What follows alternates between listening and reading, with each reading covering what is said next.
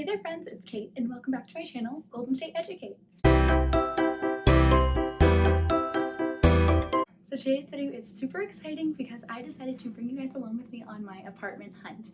So last weekend I drove up to the Bay Area and I went on a huge hunt for apartments. I was ideally looking for a 1-bedroom, 1-bath apartment in the San Jose, South Bay area. And I toured 10 or 11 different apartments. So I decided to bring you guys along with me and just kind of show you the different apartments that I was looking at. If you didn't already know, I recently got hired as a first-year, first-grade teacher in the Bay Area, and I've also been living in the Bay for the last 6 or 7 years for college and grad school. I've been in San Diego for the last few months because of the coronavirus, but I did end up getting a teaching position in the Bay Area, so I knew that before school started, I wanted to get up there and find a place to live.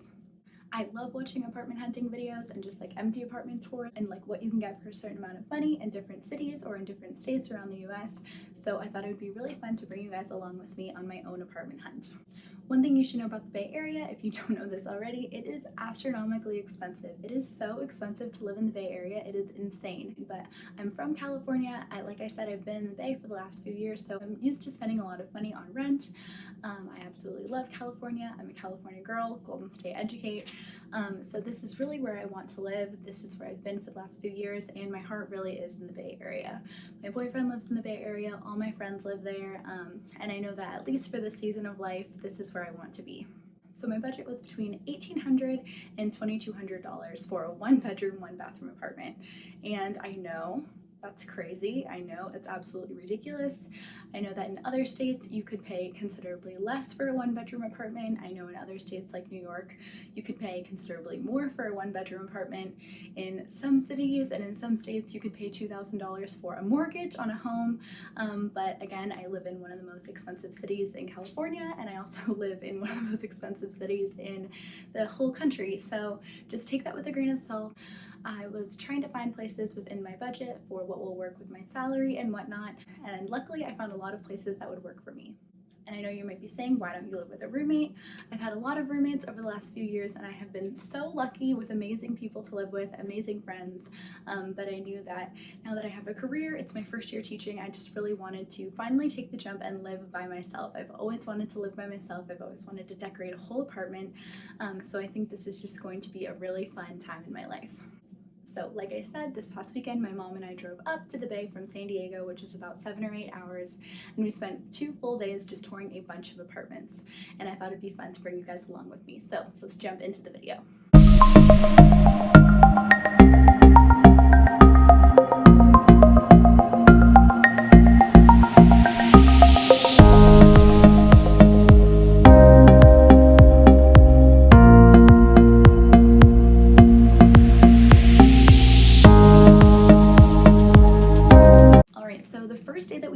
It took a long time. It took about 7 hours, which is pretty normal, and we got there at about 3:30. So we only had time to tour one apartment, so I decided to book this one in advance, and I actually found this apartment on Craigslist, so I wasn't totally sure what it was going to be like. The pictures online looked great, but I hadn't really heard anything about the complex, so I decided to just give it a shot.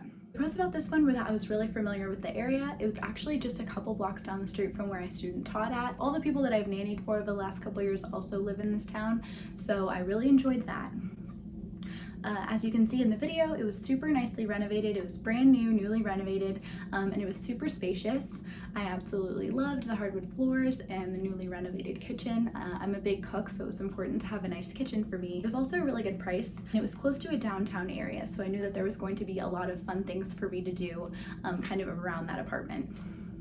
The cons were that it was right next to a really busy road. It was like the main artery to get in and out of that town. So it was super loud. It was really quiet when the windows were closed, but the second I opened the windows, it was just really loud. There's also little to no outside space, and outside space is one of the #1 things I was looking for, especially because we're dealing with such uncertainty with the coronavirus and everything. If we do have to go into another shutdown, I want to be able to have some kind of outdoor space that I can enjoy each day. The other problem was the street that it was on was kind of dirty. I'm familiar with the area, but I had never been to like this exact neighborhood, and it was nice, but the street itself was kind of dirty. And the biggest problem with this place was that it was far from my work. There's a lot of traffic in the Bay Area, which I'm sure you already know. So without traffic, this place is only like 17-18 minutes, but with traffic, it could be like 45 minutes just to get to work every day. So that is not something that I was really interested in, but as a whole, it was a really cute place and really happy that I saw it first. So the second place that I went was bright and early the next morning, and I really liked the location that this was in. It was kind of tucked away in like a really safe neighborhood across the street from a sweet park, and it just looked like a really nice place to live. It was beautifully landscaped, tons of trees, it was really gorgeous, and I felt really safe and quiet there. The good part about this was that it was a lot closer to my work. It was about like 12 minutes to and from my school with no traffic, which was great. And there was a lot of space in this apartment. Cons were that I couldn't see the actual unit. In the video, it's absolutely gorgeous, but that was also the model unit, so of course they're gonna have you tour the most wonderful unit that they have. And the model was nice, but the location of the unit that I would actually be living in, they showed me where it was. I couldn't go inside of it, but I saw like the area, and it just seemed really dark. It was on the first floor. It just seemed incredibly like dark and kind of gross and dreary, so I wasn't really happy about that. But the biggest problem with this place was, you guys are not gonna believe this, I asked about utilities and they said utilities are included in the whole building. So this was like, so 12 other units would be in the same building, and I would be kind of partially in charge of their water and their electricity, which was the most ridiculous thing I'd ever heard. I'm just one person living in the cheapest apartment that they had, so no washer dryer, no AC, nothing like that. But the person above me could be living in a 2-bedroom, 2-bathroom apartment with a washer dryer, with air conditioning and with heat, with multiple kids. But the idea of just me, one little old person, one teacher on a teacher's salary, having to potentially pay for the cost of electricity and water in other apartments just seemed absolutely ridiculous to me and too much of a gamble. So the second they told me that, I knew I was out. So the third, fourth, and fifth apartments that I saw were actually all in the same complex, and from what I saw online, this complex looked absolutely amazing. It was only like 7 or 8 minutes from my school, so the location was great. It was really close to a downtown area, so I knew that there would be lots for me to do. And the actual apartment complex itself was huge and just beautiful, so nicely landscaped. There were multiple tennis courts, there was a volleyball court, there was just so much stuff, pools, so many things for me to do, and it was just wonderfully landscaped. So when I saw it online, I knew that this might end up being the place that I was going to be living. It was also nice because there was like 17 different models of units and a lot of availability, so I was feeling confident that there would be something in my price range that I would be interested in looking at or interested in living in. All right, so this first one I really liked because it was actually under my budget. It was $1,800, so it was the lowest part of my budget. But other than that, it honestly wasn't that great. It just felt really small and cramped. I think it was only like 500 square feet, but it just felt, once I was inside, it just felt really, really small. The location of this unit in the complex was also not my favorite. It almost felt like a small village. Like all the places were just one story, so that was kind of nice. No one would be above me, but everything was just really cramped together, and my patio was like, I was basically like right next door to my neighbors, so I didn't love that. It was also pretty dark. It seemed like I wouldn't get a lot of light in this unit, and sunlight is another huge thing that I was looking for. All right, so the fourth place, which is in the same complex, was a lot better. It was a lot bigger. I really liked the location of it. There was a lot more light, as you can see. I really liked the space. It was a nice open floor plan, so I really enjoyed that. And then there was tons of closets for storage, which was awesome. The biggest con of this was the area of the complex seemed like there was a lot of kids around, which obviously I'm a teacher, I love kids, but it's also really important for me to have my quiet time and my own alone space. And the first thing I noticed when I went over to this area of the complex was it seemed like a lot of families lived there, which is great, but not exactly something I was looking for. The fifth place and the third one that was in that complex was absolutely gorgeous, you guys.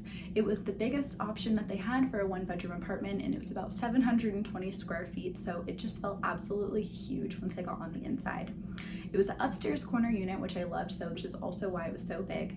There was so much space, as I said, and it just seemed like kind of really private and quiet. It was kind of pushed back towards like a field, and there wasn't a lot of people around me. As you can see, the balcony is unbelievable, and the tree outside my balcony just made it feel really cozy and sweet and private. I absolutely loved the balcony, and again with this one there was a ton of storage, so this place looked really great. But the cons were, I went back later that night, and you guys, Oh my gosh. I thought it was only the second one that I saw in this apartment complex that was surrounded by children, but you are not even going to believe it. I went there at like 5:30 or 6 o'clock at night and it was covered. There were families and children running all over the place. Like I almost hit a kid in my car. I felt terrible, but it was just way too loud. Like peace and quiet and harmony is a huge thing that I'm looking for, especially with the crazy life of a teacher. Having my little sacred safe space at the end of the day is really important to me, and I just felt like this might not be the place for me. All right, so the sixth place that we went was in a different complex, and I loved the complex. It was so beautiful. The pictures that I'll show you were amazing, but the problem is I think I liked the complex a little bit more than the actual unit. The unit itself seemed a little bit simple, I don't know, but like it was just kind of lackluster, really basic amenities, nothing special. And especially because this was at the higher price point, it was $2,200, I felt like I could get a little bit more bang for my buck somewhere else. Pros were that it was really spacious, I loved the light, and it was in a good location, but the problem was it was a little bit far from my work. I didn't want to be paying so much for simple amenities and having to potentially drive really far to get to work every day. I ended up seeing another unit in this complex as well, but I did not film it for you all. It was pretty much just the same exact unit, but in a different area of the complex. So I didn't feel like it was important to include in this video. The seventh unit that I went to it looked pretty good online, but I wasn't really sure about the area. It was really close to my work, but other than that, that was kind of it. It wasn't really close to anything else that I'd be interested in going to. And the worst part about this one is pretty much the second I walked in, it was like I was in a construction zone. Right across the street, like not but a few yards away, they had just broken ground on a giant apartment complex that they were going to be building over the next 2 years, and they had an outdoor space, but I pretty much wouldn't even be able to enjoy it because it was just so loud outside. So between construction and it just being not really close to anything that I'd be interested in, and then the unit itself just felt kind of like old and dirty.